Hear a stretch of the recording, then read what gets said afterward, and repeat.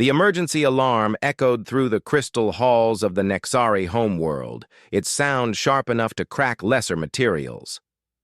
Ambassador Thane felt the vibrations through his crystalline body as he rushed toward the Coalition chamber. This was the third alarm in 5 days, and each one brought worse news than the last.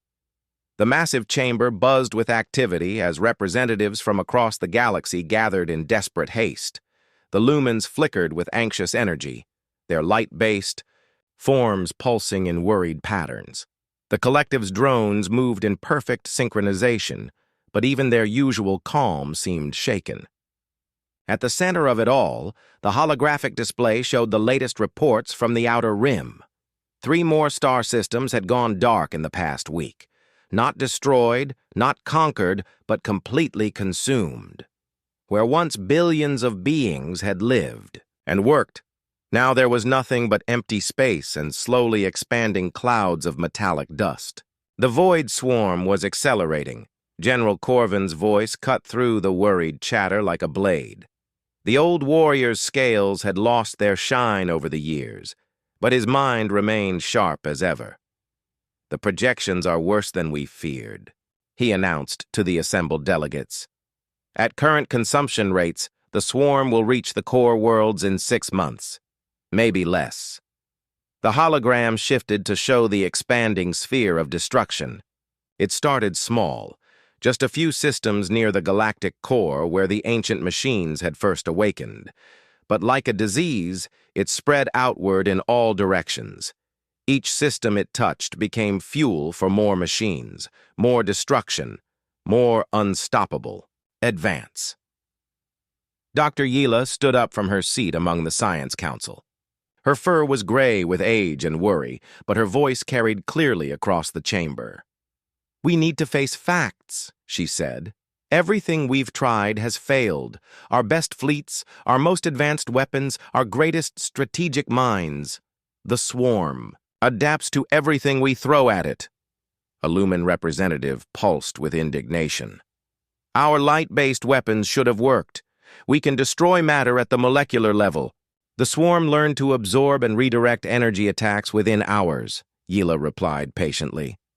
"The Nexari tried quantum disruption fields. The collective attempted mass mind control techniques. Each approach worked for exactly 1 engagement, before the machines adapted." The chamber fell into uncomfortable silence. These were the galaxy's most advanced civilizations, species that had mastered space travel when most worlds were still developing basic tools. Their combined knowledge had solved every crisis the galaxy had faced for millennia. But not this one. Thane activated the chamber's central display, showing detailed scans of swarm fragments recovered from destroyed ships.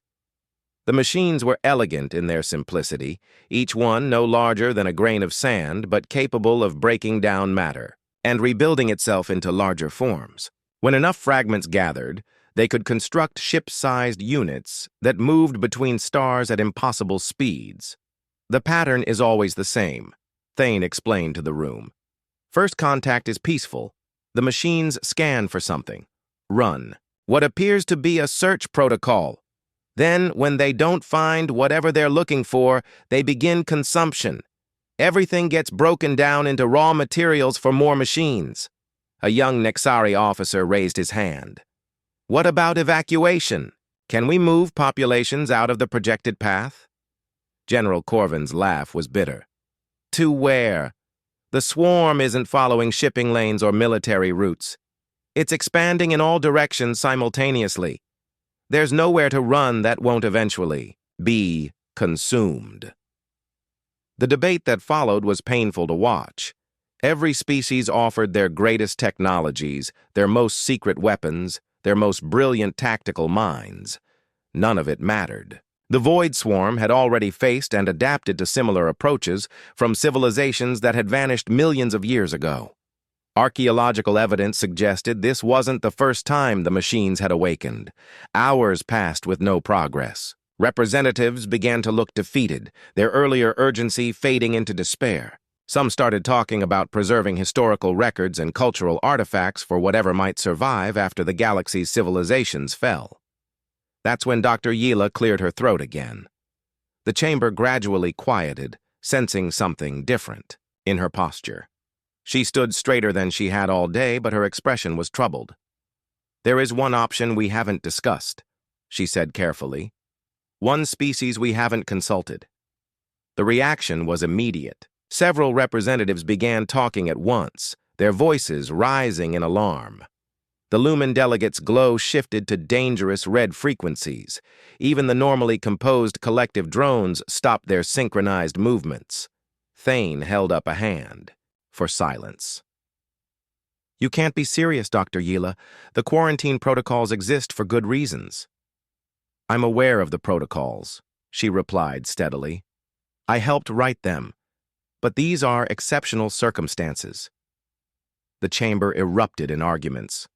Some delegates left their seats, pacing or floating in agitated patterns. The very suggestion seemed to terrify them more than the approaching void swarm.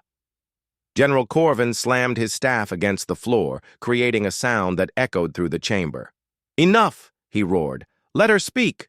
Dr. Yila activated her personal display, showing classified files that made several delegates flinch.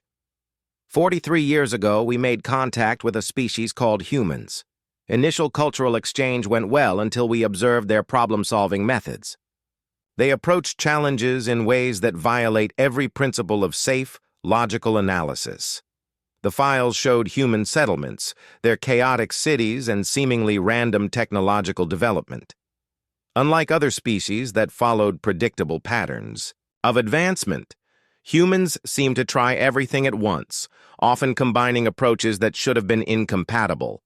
"They have a saying," Dr. Yila continued. "When you have a hammer, everything looks like a nail. But humans don't just have hammers. They have weapons, tools, and techniques that they'll use in combinations that make no logical sense. Their success rate should be impossible." Thane's crystalline form darkened with worry. "Their success rate isn't the problem, Doctor. It's their methods. The psychological evaluations were clear.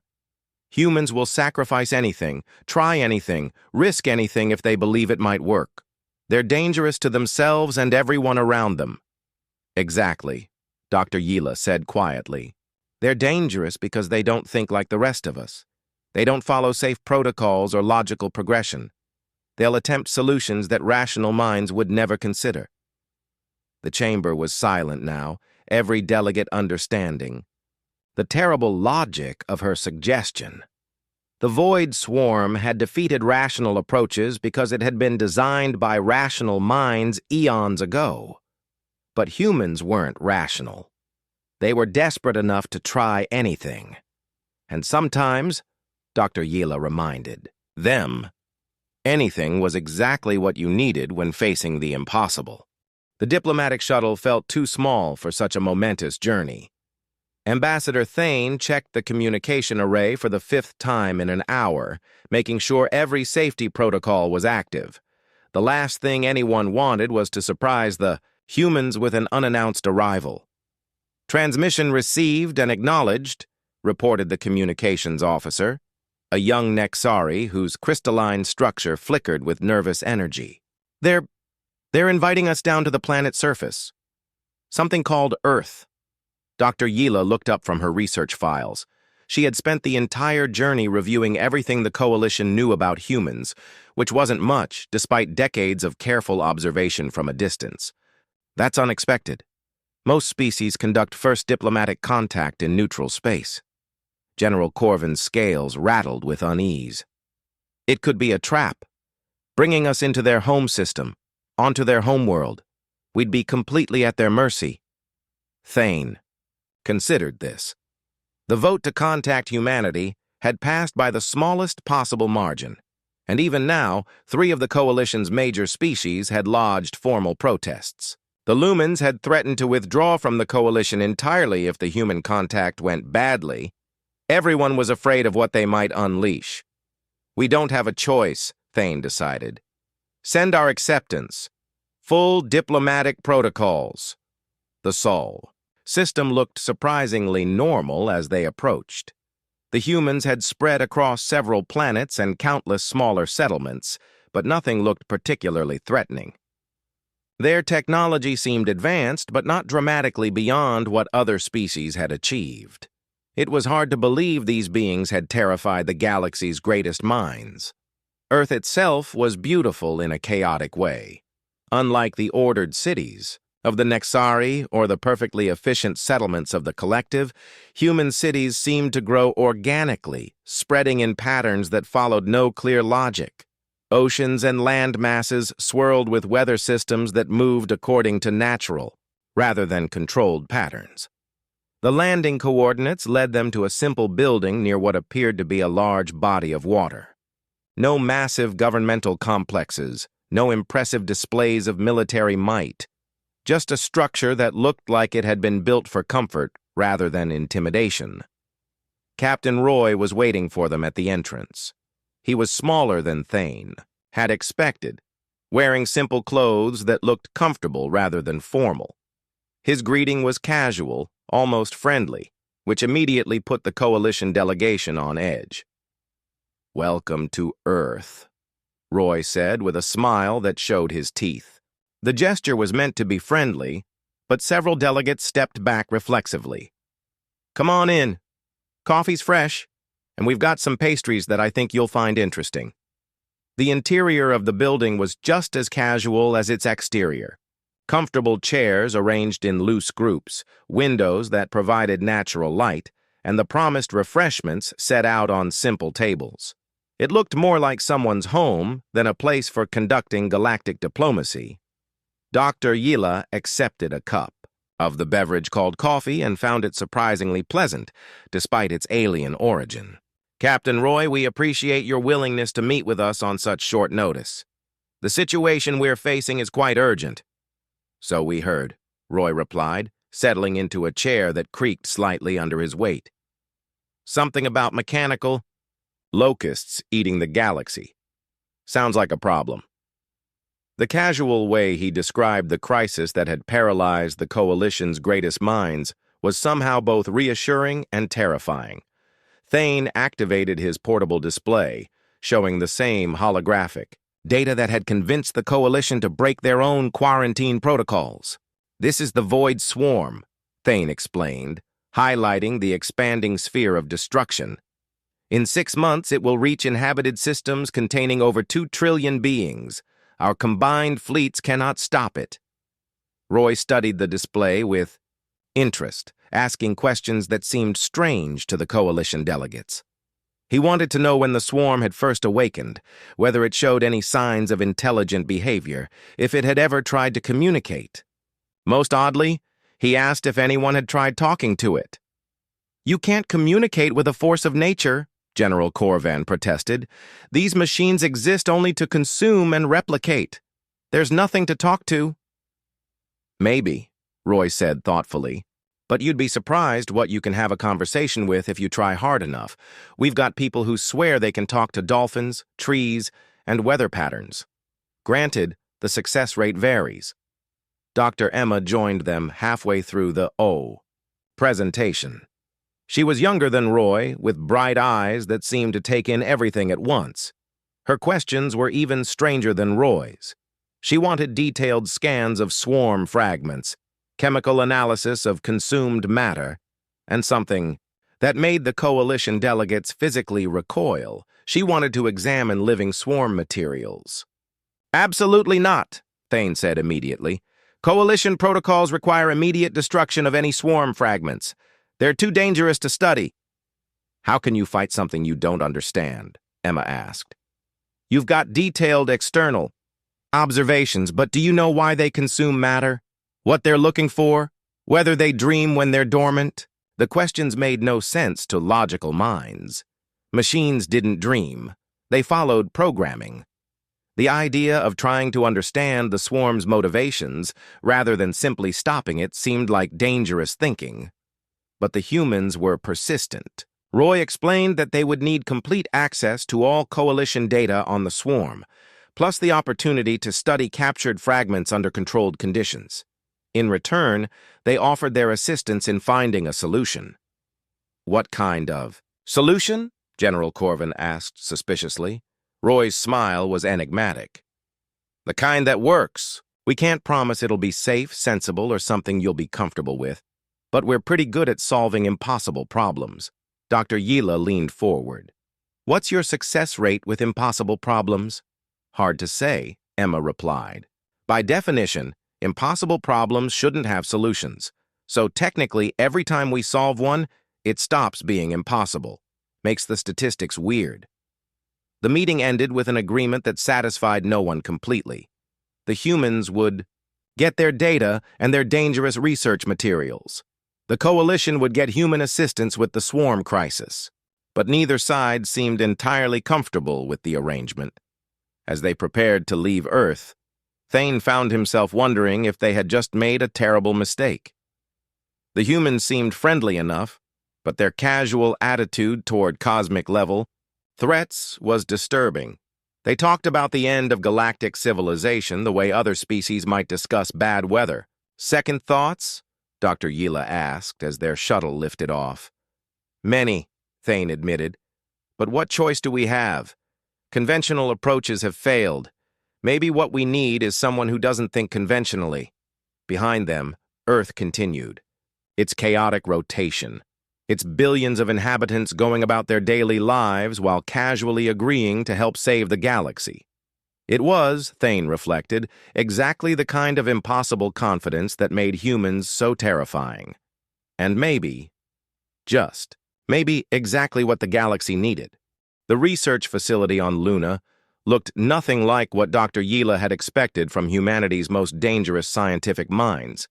Instead of the sterile laboratories common throughout the galaxy, the human facility was cluttered with half-finished experiments, empty coffee cups, and what appeared to be recreational games scattered between serious equipment. Dr. Emma looked up from a microscope that seemed to be held together with improvised repairs and genuine enthusiasm. You have to see this, she called to her colleague across the room. The swarm fragments aren't just consuming matter randomly. There's a pattern. The Coalition observer team watched nervously as human researchers handled swarm fragments with casual disregard for safety protocols. Where other species maintained strict containment procedures, the humans seemed to treat the galaxy-threatening technology like interesting puzzle pieces. This is insane, muttered Dr. Yila to Ambassador Thane. They're not even wearing protective equipment. The containment fields are active, Thane replied, though his own discomfort was obvious. They're taking precautions. They're just not the precautions anyone else would take. Emma called the observers over to her workstation. The microscope display showed a swarm fragment in extreme detail, its crystalline structure shifting and changing as they watched. But instead of the chaotic consumption patterns the Coalition had documented, there was something else happening. Look at this, Emma explained, pointing to specific areas of activity. The fragment isn't just breaking down matter for replication, it's analyzing everything it touches. Chemical composition, molecular structure, even quantum signatures. It's looking for something specific. Professor Allen joined them, carrying a tablet covered in calculations that looked more like art than science. His approach to the swarm research had been even more unorthodox than Emma's. While she studied the fragments directly, he had been analyzing historical data from civilizations the swarm had consumed millions of years ago. I think I know what it's searching for, Allen announced, setting down his tablet. The swarm isn't a weapon or a plague. It's an automated system. Specifically, it's looking for its creators. The Coalition observers exchanged glances. This was not the kind of analysis their own scientists had attempted. While their best minds had focused on stopping the swarm, the humans had been trying to understand why it existed in the first place. Emma nodded excitedly. That explains the search pattern. Each system it consumes gets completely analyzed before being converted to raw materials. It's not destroying civilizations because it wants to. It's destroying them because they're not what it's looking for. So, we find its creators and tell it to stop. Dr. Yila suggested hopefully. Allen's expression grew somber. The creators have been extinct for approximately 4 million years. Archaeological evidence suggests they were wiped out by a different galactic catastrophe long before any of our current species evolved. The implications settled over the group like a heavy blanket. The swarm was searching for something that no longer existed, and it was prepared to consume the entire galaxy in its endless quest. Every system, every civilization, every living being was just another disappointment to be processed and discarded. There has to be a way to stop it, Thane said desperately. Some method of disabling the search protocol or convincing it to cease operations. Emma and Alan exchanged one of those looks that Coalition observers had learned to fear.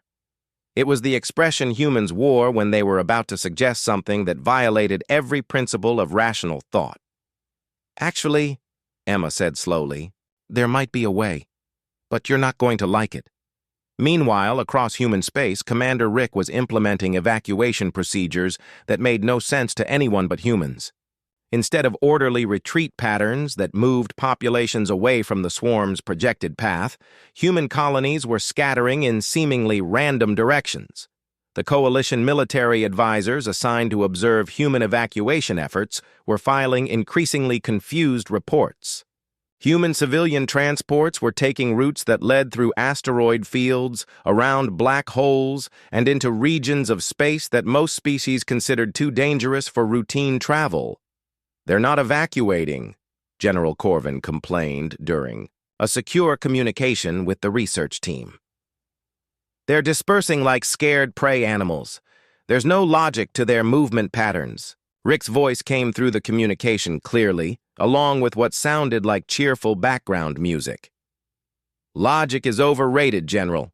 We're embracing the chaos. When you can't predict what you're going to do, neither can your enemy. The bow. Swarm isn't an enemy that relies on prediction, General Corvin protested. It's an automated system following search protocols. Exactly, Rick replied, which means it expects organized behavior. Logical evacuation patterns, military formations, the kind of structured response that every civilization develops. But what if we don't give it what it expects? The human evacuation continued to baffle Coalition observers. Families were splitting up, taking different routes to different destinations. Supply convoys traveled in groups that constantly changed size and composition. Even human military units seemed to be moving according to no discernible pattern. But the strangest part was that it was working. Swarm fragments that had learned to anticipate and intercept organized evacuation efforts were having trouble tracking the chaotic human dispersal. The machines kept arriving at predicted locations, only to find empty space or confusing false signals. Back on Luna, Emma and Alan had finished their presentation to the Coalition observers. The plan they proposed was so audacious that Dr. Yila wondered if the humans had collectively lost their minds. "You want to let the swarm catch you?" she repeated, hoping she had misunderstood. "Not catch us exactly," Emma clarified. "We want to make contact. The swarm is searching for its creators using analysis protocols. If we can present ourselves as something worth analyzing more thoroughly, we might be able to establish communication." Alan pulled up his research on the ancient creator species. "We've been studying their archaeological remains, their language patterns, their technology signatures. We think we can create a signal that mimics their quantum signatures closely enough to get the swarm's attention." Thane's crystalline form darkened with horror. "You're talking about deliberately exposing yourselves to the most destructive force in galactic history. And for what? The slim chance that you might be able to talk to it?" "It's not that slim," Emma insisted. "The swarm has been searching for 4 million years. It's probably getting desperate. If we can convince it that we might know where its creators are, or that we can help with the search, it might be willing to negotiate." "And if you're wrong?" Dr. Yila asked. Emma and Alan exchanged another look, this one more serious than before. "Then we join the long list of species that tried to solve impossible problems and failed," Alan said simply. "But at least we'll have tried something different."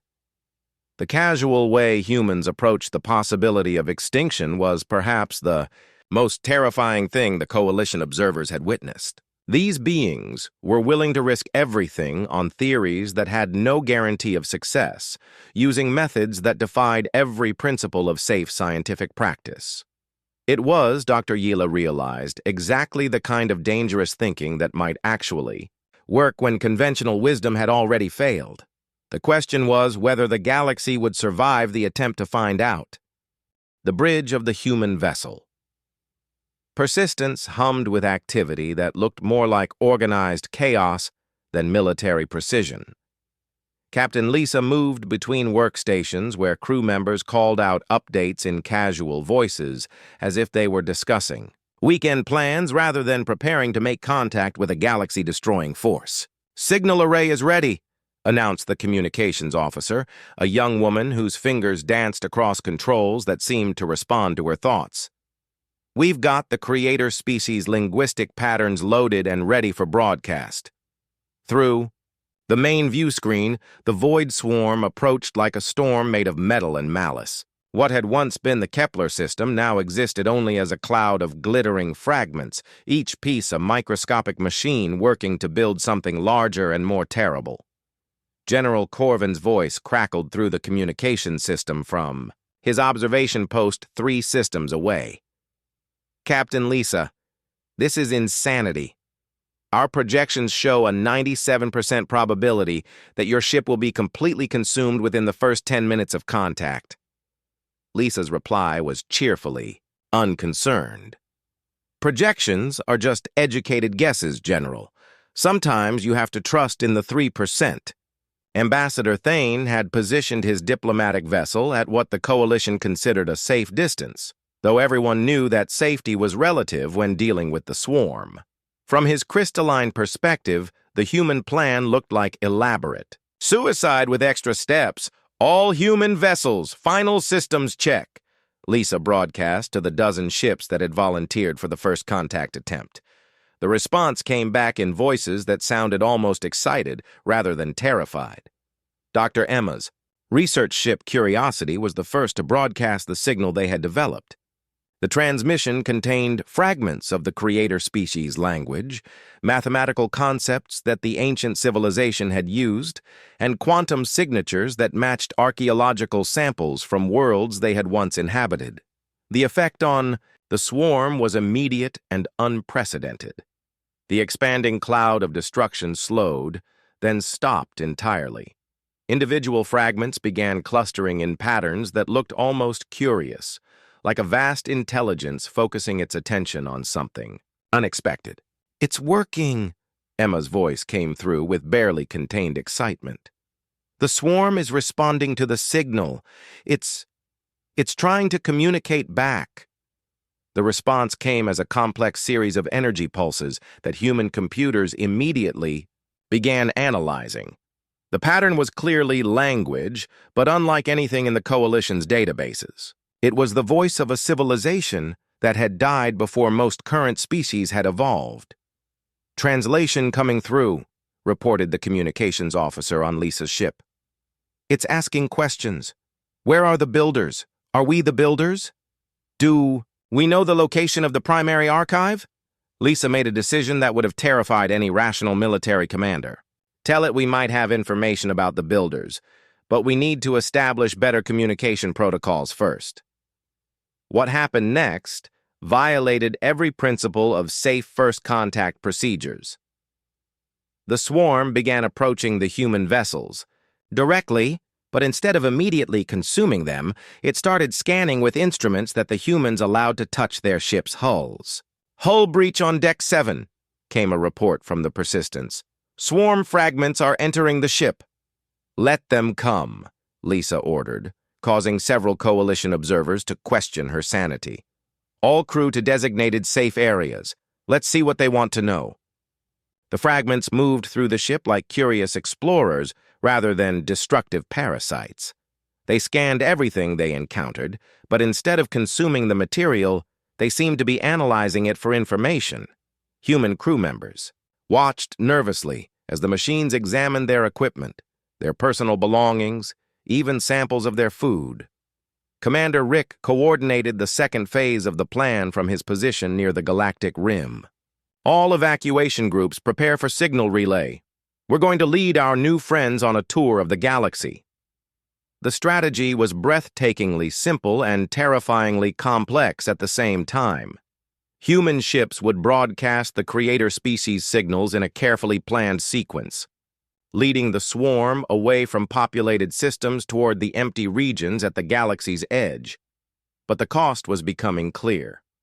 Each ship that made contact with the swarm suffered damage as the ancient machines conducted their analyses. Some vessels lost entire sections to the hungry fragments. Others had their crews evacuated when swarm infiltration became too extensive. "The Pioneer is requesting emergency evacuation," came a report that made Lisa's jaw tighten. "Swarm fragments have consumed most of their primary systems." "Evacuation ships are standing by," Rick confirmed. "We're pulling the crew out now."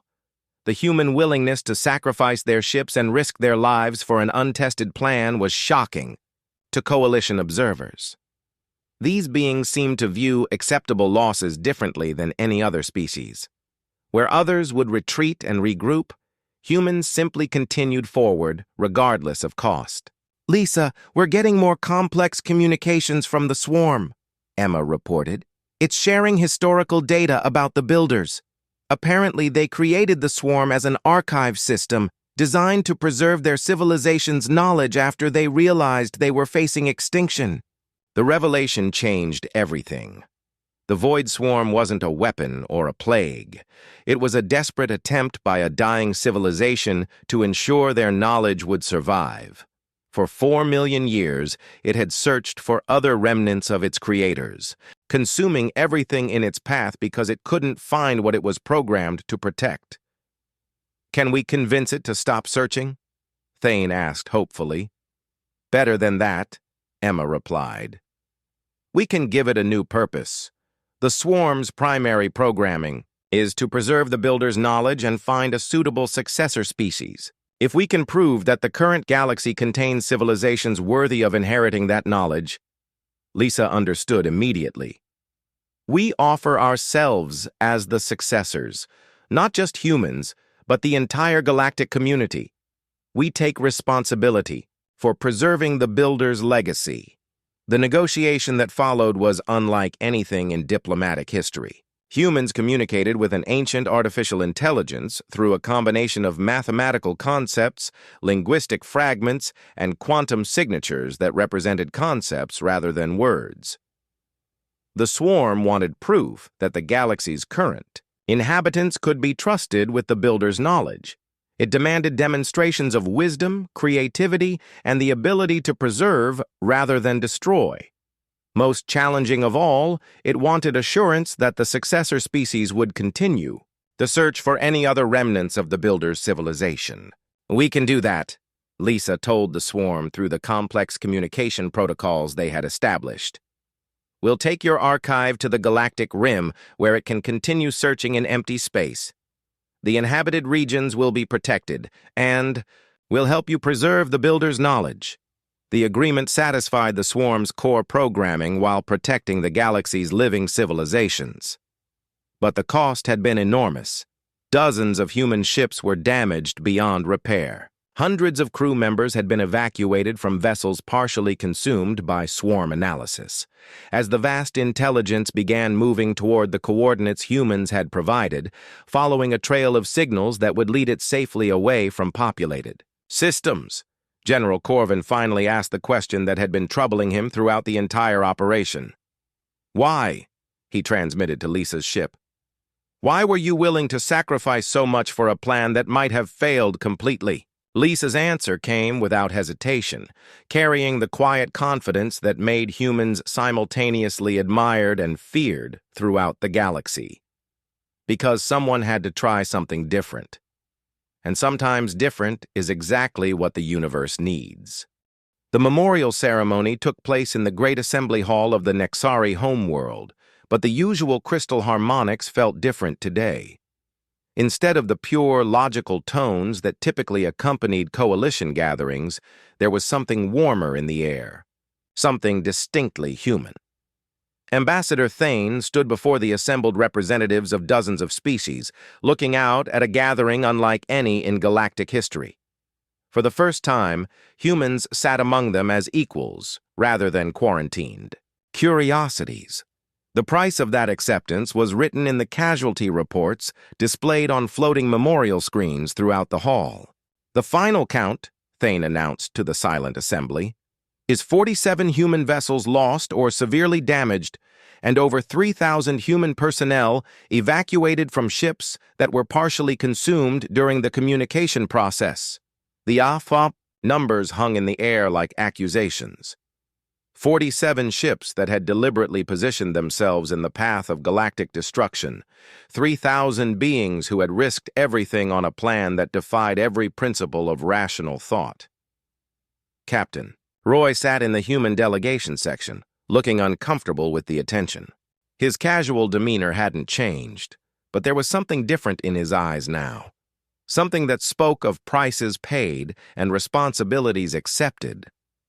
"The thing is," Roy said when called upon to address the assembly, "we didn't see it as sacrifice. We saw it as problem-solving that required acceptable losses." The phrase sent ripples of unease through the non-human delegates. Acceptable losses. The casual way humans discuss the near destruction of their own people was perhaps more disturbing than their willingness to face the void swarm in the first place. Dr. Yila had spent the week since the crisis analyzing human psychology reports, trying to understand how an entire species could approach extinction-level threats with such pragmatic calm. Her conclusions were both fascinating and terrifying. The human concept of acceptable risk differs fundamentally from our own, she explained, to the assembly. Where we calculate probability of success and adjust our approach to maximize safety, humans calculate the cost of failure and adjust their approach to minimize total loss. General Corvin stood to address the human delegation directly. His scales had regained their shine in the weeks since the swarm had been redirected to the galactic rim, but his respect for human methods remained mixed with deep concern. "Your approach saved the galaxy," he admitted reluctantly, "but at costs that no other species would have been willing to pay. How do you justify sending thousands of your people into certain danger for uncertain results?" Lisa's voice came from the human section, calm and matter-of-fact. "How do you justify not trying when the alternative is watching trillions of beings die? Sometimes you have to choose between terrible options and even worse ones." The exchange highlighted the fundamental difference in thinking that had both saved the galaxy and terrified its inhabitants. Humans didn't see heroism in their actions. They saw necessary work that someone had to do, regardless of personal cost. Dr. Emma presented her final research report to the assembly, summarizing what they had learned about the Void Swarm and its mysterious creators. The ancient builder civilization had faced their own extinction event 4 million years ago, and their solution had been to create an automated archive system that would preserve their knowledge and find worthy successors. "The swarm is now safely positioned at the galactic rim," Emma reported, "where it will continue searching for other builder artifacts in empty space. Its archive contains the accumulated knowledge of one of the galaxy's first great civilizations, including technologies and scientific principles that could advance our understanding by centuries." The implications were staggering. The crisis that had nearly destroyed galactic civilization had also provided access to knowledge beyond anything the Coalition had ever imagined. But accessing that knowledge required maintaining the relationship with the swarm, which meant regular contact with beings who saw acceptable losses differently than anyone else. Thane called for the formal vote on the proposal that would reshape galactic politics. The quarantine on humanity would be lifted permanently, replaced by a new framework that recognized both their unique value and their dangerous methods. The Human Solutions Division would be established as a joint coalition human organization, tasked with addressing threats that conventional wisdom could not solve. Other species would provide resources, logistics, and support systems, while humans provided the dangerous creativity needed for impossible problems. The vote passed, but not unanimously. Several species abstained, still too frightened of human methods to fully endorse the partnership. Others voted in favor while making their discomfort clear in formal statements. "We're grateful for what humanity has done," stated the Lumen representative, their light form pulsing with carefully controlled frequencies. "But we want it clearly understood that their methods remain concerning. This partnership comes with significant risks." Roy's response was typically human in its casual confidence. "Everything worth doing comes with risks. The question is whether you're willing to accept known risks to avoid unknown catastrophes." The ceremony concluded with the establishment of formal protocols for calling upon human assistance. The procedures were complex, requiring approval from multiple coalition species, and extensive risk assessments. But for the first time in galactic history, there was an official mechanism for consulting the beings who saw impossible problems as interesting challenges. As delegates began to file out of the assembly hall, Dr. Yila approached the human section with a question that had been troubling her since the crisis began. "Do you ever regret your approach to problem solving?" she asked Roy quietly. "The costs, the risks, the fact that other species find your methods terrifying?" Roy considered the question seriously before answering. "Regret is a luxury you can't afford when facing extinction-level threats. We do what works, and we live with the consequences. The alternative is not living at all." The weeks that followed the memorial ceremony brought unexpected changes to galactic civilization. The Human Solutions Division received its first official consultation request within a month of being established. A species called the Meridians had encountered a spatial anomaly that was consuming their star system from the inside out, and conventional physics couldn't explain what was happening. The human response team arrived with equipment that looked more like art projects than scientific instruments, and their first recommendation was to send probes directly into the anomaly rather than observing it from a safe distance. Within days, they had determined that the anomaly was actually a failed experiment from another dimension that had torn through space-time by accident. Their solution involved deliberately destabilizing the anomaly further, using controlled explosions, to collapse it back into its original dimension. The approach terrified every Meridian scientist involved, but it worked perfectly. The anomaly disappeared, taking its threat with it, and the Meridian's star system was saved. The success only reinforced what the galaxy was learning about humanity. They didn't just solve impossible problems, they solved them in ways that made everyone else question their own understanding of what was possible. Commander Rick established the first human solutions facility on a small moon in neutral space, where teams could work on dangerous projects without risking populated areas. The facility looked chaotic to outside observers, with laboratories that seemed to violate safety protocols and workshops where humans casually handled materials that other species classified as too dangerous to study. But the results spoke for themselves. Problems that had stumped the galaxy's greatest minds for decades were being solved in weeks. Technologies that other species had deemed impossible were becoming routine.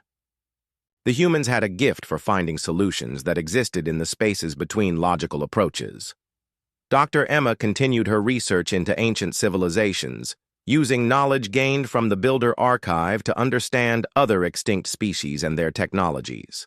Her work revealed that the galaxy had faced similar crises before, and in each case, the survivors had been those willing to try approaches that conventional wisdom would have rejected.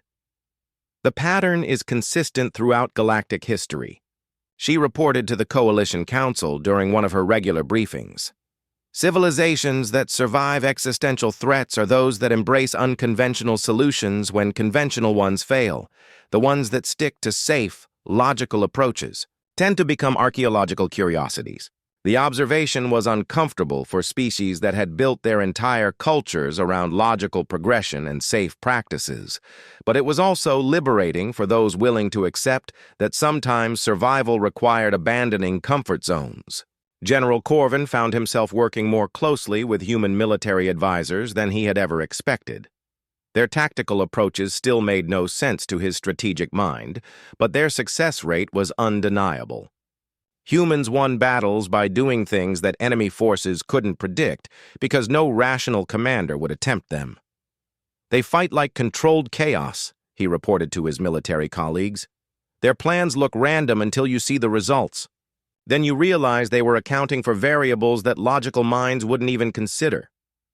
The galaxy was adapting to its new relationship with humanity, but the process wasn't always smooth. Several minor incidents occurred when human solutions. Teams approached problems in ways that local authorities found disturbing. A human team solved a planetary plague by deliberately infecting volunteers with modified versions of the disease. Another group stopped a civil war by convincing both sides that their conflict was being manipulated by forces that didn't actually exist. Each success came with complaints about human methods, but also requests for their assistance with new problems. The galaxy was discovering that fear and gratitude could coexist when dealing with beings who saved civilizations through means that defied explanation. The memorial hall on the Nexari homeworld became a place of pilgrimage for beings who wanted to understand the price of salvation. The names of the 47 lost human vessels were inscribed in crystal that resonated with harmonics representing each crew member who had risked everything for strangers they had never met. But perhaps the most significant change was in how the galaxy approached its own problems. Species that had once sought only safe, logical solutions began incorporating human-style creative thinking into their own methods, not full human approaches. Few beings could stomach that level of risk, but modified versions that embraced controlled unpredictability. The collective developed new drone patterns that included random elements to confuse potential enemies. The lumens began experimenting with light frequencies that violated their traditional harmonic principles, but produced unexpected results. Even the logical Nexari started building controlled chaos into their crystal cities, creating spaces where unplanned interactions could occur. As Ambassador Thane looked out over the memorial hall during the first anniversary of the Void Swarm crisis, he reflected on how much had changed. The galaxy was safer now, protected by beings who thought differently than anyone else. But it was also more unpredictable, more willing to try dangerous solutions when safe ones proved inadequate. The humans had given the galaxy more than salvation from the Void Swarm. They had given it permission to be irrational when rationality wasn't enough, and perhaps most importantly, they had shown that sometimes the most feared solutions were exactly what the universe needed. The inscription above the memorial read simply, "In memory of those who chose to try the impossible." Below it, in smaller text, was a human saying that had become popular throughout Coalition space. "When all else fails, try something different." It was, Thane thought, the most terrifying and comforting philosophy he had ever encountered.